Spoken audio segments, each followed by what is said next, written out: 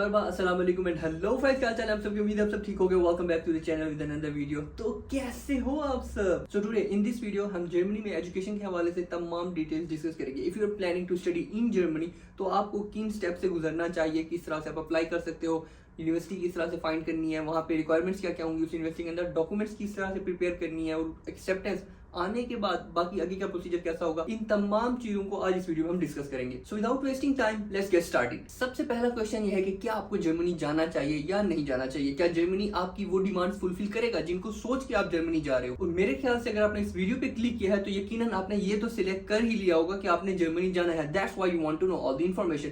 Coming up to the next step now after selecting Germany. अब आपने ये तो सिलेक्ट कर लिया कि आपने जर्मनी पढ़ने के लिए आना है। अब आपने डिसाइड करना है कि आपने कौन सी फील्ड पढ़ने के लिए आना है, चाहे आप मास्टर्स के लिए आ रहे हो चाहे आप बैचलर्स के लिए आ रहे हो। फॉर एग्जांपल मार्केटिंग हो गई या फाइनेंस हो गया, ये फील्ड अगर आप पढ़ने के लिए आ रहे हो तो ये कौन कौन सी यूनिवर्सिटीज में अवेलेबल होगी, जर्मन लैंग्वेज में होंगी, इंग्लिश लैंग्वेज के अंदर होंगी, रिक्वायरमेंट्स क्या क्या होंगी, एवरीथिंग इन सब की एक ही वेबसाइट है। सिंपल प्रोसीजर है, बिल्कुल आसान है। www.daad.de वेबसाइट का नाम है। मैं इसकी लिंक नीचे डिस्क्रिप्शन में भी दे दूंगा।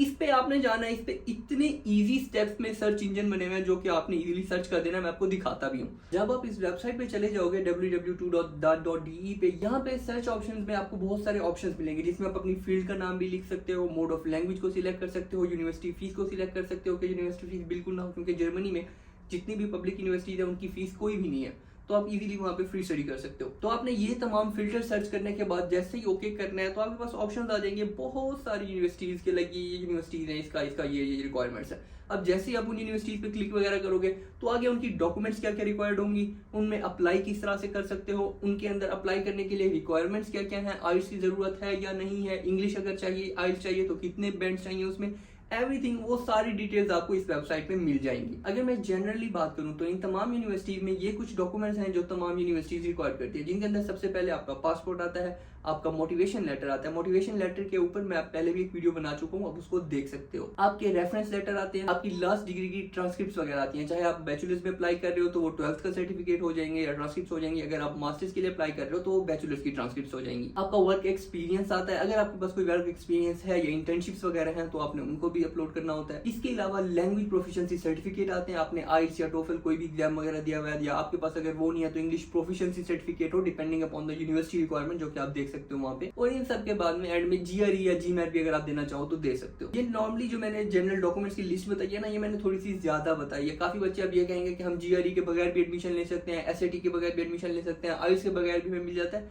नो डाउट मिल जाता है, but you need to understand जब आप जर्मनी में अप्लाई करने जा रहे हो, दुनिया का हर बंदा वहां जाना चाहता है। क्यों? क्योंकि वहां पे एजुकेशन फ्री है।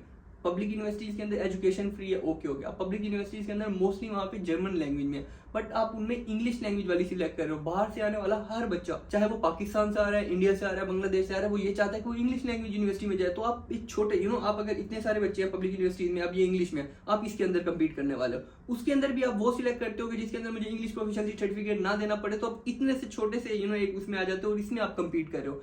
सो ऑफकोर्स जितना ज्यादा आप रिक्वायरमेंट्स वगैरह आप कम अपलोड करोगे, अपनी डॉक्यूमेंट्स वगैरह कम प्रोवाइड करोगे, उतना ज्यादा आपके लिए मुश्किल होगा एडमिशन लेना। ऐसा नहीं है, पॉसिबल नहीं है, सब बच्चे ले रहे हैं, but the thing is if you want to secure your admission 100%, तो जितनी ज्यादा ये सारी डॉक्यूमेंट्स आप अपनी अरेंज करके आओगे उतने ज्यादा चांसेस, मैक्सिमम चांसेस होंगे आपकी सिलेक्शन के लिए। अब इसके बाद आता है आपको कोर्स भी पता चल गया, आपने कौन सा अप्लाई करना है, आपको यूनिवर्सिटी का भी पता चल गया, आपने कौन सी यूनिवर्सिटी में अप्लाई करना है, रिक्वायरमेंट्स वगैरह भी आपने मैच कर लिया कि ये रिक्वायरमेंट्स आपके मुताबिक है सारी। Now how to apply. अब अप्लाई करने के लिए जर्मनी में दो रास्ते हैं, एक है यूनिसिस के थ्रू, एक है डायरेक्टली यूनिवर्सिटी के थ्रू। अब डायरेक्टली यूनिवर्सिटी के थ्रू प्रोसीजर वो टोटली फ्री होता है। उसके अंदर ये होता है कि आप यूनिवर्सिटी की वेबसाइट पे जाते हो, वहां पे उस यूनिवर्सिटी के अंदर अप्लाई कर देते हो। जैसे नॉर्मल कहीं भी दुनिया में आप अप्लाई करते हो, उस यूनिवर्सिटी की वेबसाइट पे जाके ही आपने उनके फॉर्म्स वगैरह फिल करने होते हैं, डॉक्यूमेंट्स वगैरह सेंड करनी होते हैं, एवरीथिंग लाइक दैट, वैसे ही होता है। बट यूनिसिस एक तरह का प्लेटफॉर्म है जो उन तमाम यूनिवर्सिटीज को एक सर्विस प्रोवाइड करता है। काफी सारी यूनिवर्सिटीज कहती हैं यार हमारे पास बहुत ज्यादा एप्लीकेशन आ जाती हैं, हमारे लिए हैंडल करना आसान नहीं है, तो आप यूनिसिस के थ्रू अप्लाई करो। वो एक किस्म का प्लेटफॉर्म बना हुआ है, आपने उनके ऊपर अप्लाई करना होता है, यूनिसिस के ऊपर, और यूनिसिस वाले आपकी डॉक्यूमेंट्स वगैरह को आगे यूनिवर्सिटी को फॉरवर्ड करते हैं। अब अगर आप यूनिवर्सिटी में डायरेक्टली अप्लाई करोगे तो मोस्टली वहां पर कोई भी चार्जेस एप्लीकेशन के आपको नहीं पे करने होते, बट अगर आप यूनिसिस के थ्रू अप्लाई करोगे तो वहां पे आपको एप्लीकेशन चार्जेस पे करने पड़ते हैं पर एप्लीकेशन। फॉर एग्जाम्पल अगर आप फर्स्ट यूनिवर्सिटी में अप्लाई करने जा रहे हो तो यूनिसिस वाले आपसे 75 यूरो लेंगे,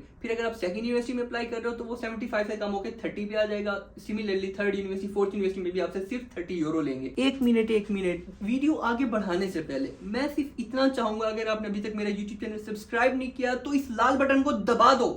सो ये 2 प्रोसीजर हो गए यूनिवर्सिटी में अप्लाई करने के लिए। यूनिसीसी की वेबसाइट में नीचे डिस्क्रिप्शन में भी दे दूंगा। अप्लाई करते वक्त आई विल सजेस्ट कि कम से कम आप 5+ यूनिवर्सिटीज में अप्लाई करो। बच्चे अप्लाई करते वक्त 10-10, 12-12 यूनिवर्सिटीज तक में अप्लाई करते हैं, क्योंकि हो सकता है कि इस यूनिवर्सिटी से रिजेक्शन आ जाए, उस यूनिवर्सिटी से रिजेक्शन आ जाए, फिर भी किसी ना किसी यूनिवर्सिटी से एक कंफर्म एक्सेप्टेंस लेटर आ जाए। इस वजह से मैक्सिमम यूनिवर्सिटीज में अप्लाई करते हैं। और जर्मनी में आप अप्लाई करते वक्त 1 से ज्यादा यूनिवर्सिटीज में इजीली अप्लाई कर सकते हो। नाउ फॉर एग्जांपल आपने अप्लाई किया और 1 महीने बाद आपका एक्सेप्टेंस लेटर आ गया। सबसे पहले तो आपको कांग्रेचुलेशन कि आपका एक्सेप्टेंस लेटर आ गया। अब उसके बाद आगे क्या करना है? फॉर एग्जांपल आपने 6 यूनिवर्सिटीज में अप्लाई किया था, आपको 3 से रिजेक्शन आई, आपको 3 से एक्सेप्टेंस आ गई। अब उन 3 एक्सेप्टेंस लेटर में से आपने कौन सा सिलेक्ट करना है, कौन सी यूनिवर्सिटी सिलेक्ट करनी है कि आप उसमें पढ़ने के लिए जाओ। उनमें हमेशा मेरी बात याद रखना, हमेशा आपकी फर्स्ट प्रायोरिटी जो मैं पर्सनली अपनी दूंगा, आगे आप जो भी देना चाहो दे सकते हो, मैं हमेशा फर्स्ट प्रायोरिटी दूंगा सिटी को, कि जो बड़ी सिटी है, बड़ा शहर है, यकीनन वहां पे जॉब के मौके भी ज्यादा है, वहां पे लिविंग स्टैंडर्ड भी अच्छा है। नो डाउट वो सिटी थोड़ा सा महंगा होगा,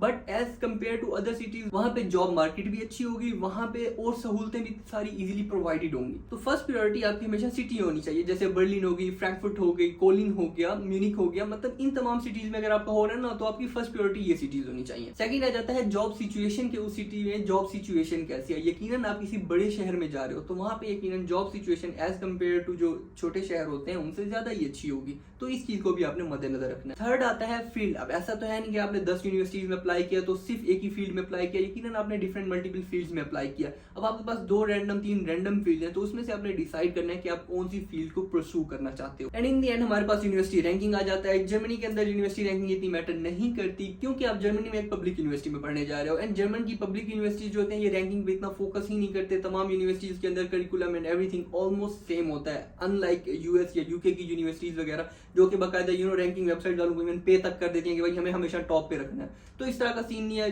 ये क्वालिटी एजुकेशन देते हैं, तो आपको रैंकिंग में इतना ज्यादा पढ़ने की जरूरत नहीं है। ये तमाम चीजें हैं जो कि आपको मद्देनजर रखते हुए अब एक्सेप्टेंस लेटर से आगे अगला स्टेप उठाना है। एंड आगे हम जी फाइनल स्टेप के ऊपर, जो कि है वीजा अपॉइंटमेंट। अब आपने वीजा अपॉइंटमेंट के लिए अप्लाई करना है, जो कि पाकिस्तान में एक जहाज से कम नहीं है, आई विल सजेस्ट, क्योंकि वीजा अपॉइंटमेंट के लिए आपको बहुत ज्यादा स्ट्रगल करनी पड़ती है। आई हैव नोन स्टूडेंट्स जो कि 12-12, 20-20 घंटे लैपटॉप पे बैठे रह गए कि जैसे ही वीजा अपॉइंटमेंट ओपन होंगी हम बुक करेंगे। चाहे वो इस्लामाबाद हो, कराची हो, या इवन इंडिया में से भी आप कहीं से भी अप्लाई कर रहे हो, तो आपने एम्बेसी की वेबसाइट पे जाके टाइमिंग्स वगैरह को नोट करना है कि इन टाइमिंग्स पे ओपन होना है, और उन टाइमिंग्स के अंदर हाई स्पीड इंटरनेट के ऊपर बैठे रहना है कि फौरन से अपॉइंटमेंट आनी है और हमने बुक करना है। सिमिलरली इसी वीजा प्रोसीजर के साथ साथ आपने अपना ब्लॉक अकाउंट भी अरेंज करना है। ब्लॉक अकाउंट अगर आपको नहीं पता, मैं सिर्फ आपको छोटा सा एक आइडिया देते चलूं। ब्लॉक अकाउंट एक किस्म का आपने अकाउंट जर्मनी के अंदर ओपन करना होता है, जिसके अंदर आप अपने पैसे डाल के रख देते हो जर्मन बैंक के अंदर। अब वो कितनी अमाउंट होती है कि जो आपको अपने ब्लॉक अकाउंट में रखनी होती है, वो होती है 11,208 यूरो अभी की डेट के मुताबिक। ये अमाउंट आपने चाहे पाकिस्तान से हो, इंडिया से हो, बांग्लादेश से हो, जर्मनी किसी बैंक में ट्रांसफर करनी होती है और वहां पे पड़ी रहेगी, जो कि आपके ही पैसे हैं, जो कि आप हर महीने आपको एक थोड़ी सी परसेंटेज वो लोग सेंड करते रहते हैं, आपके पैसे हैं। ये सिर्फ एक किस्म की सिक्योरिटी बनी होती है कि कल को बच्चा आने के बाद जर्मन गवर्नमेंट के ऊपर बोझ ना बन जाए, उसके अपने पैसे उसके पास हों पड़े, एटलीस्ट इतने हों कि वो लिविंग एक्सपेंसेस अपने बियर कर सके। तो ये एट द सेम टाइम आपने ब्लॉक अकाउंट की डॉक्यूमेंट्स वगैरह भी अपनी प्रिपेयर करनी होती हैं। सो ये थे जी सारे मेन स्टेप्स अगर आप जर्मनी पढ़ने आने के लिए सोच रहे हो तो। वीजा अपॉइंटमेंट, ब्लॉक अकाउंट वगैरह सब कुछ करने के बाद भी फाइनली आपका वीजा आ चुका है and now you are coming to Germany. अब किस बात की टेंशन है? आई होप मैंने कोशिश किया कि सारे टॉपिक्स को क्लियर करूं, बट स्टिल अगर आपको कुछ लगता है जो कि आपको चीज समझ ना आई हो या जिस टॉपिक को मैं ज्यादा एक्सप्लेन ना कर पाया हूं, you guys can comment down below. कोई भी क्वेश्चन वगैरह है तो आप कमेंट्स में मेरे से पूछ सकते हो। I will try my best to respond all of you. Also, if you are not following me on Instagram, then trust me, you are missing on a lot of good scholarships. क्योंकि अपने Instagram के ऊपर मैं बहुत सारी scholarships के साथ साथ अब्रॉड किस तरह से मूव किया जा सकता है, इंटर्नशिप्स वगैरह, उन तमाम की डिटेल्स शेयर करता जाता हूँ। अगर आपने अभी तक फॉलो नहीं किया तो Instagram पे भी फॉलो कर लो। If you guys like the video, do subscribe to my YouTube channel, hit the like button. See you guys in the next video. Allah Hafiz.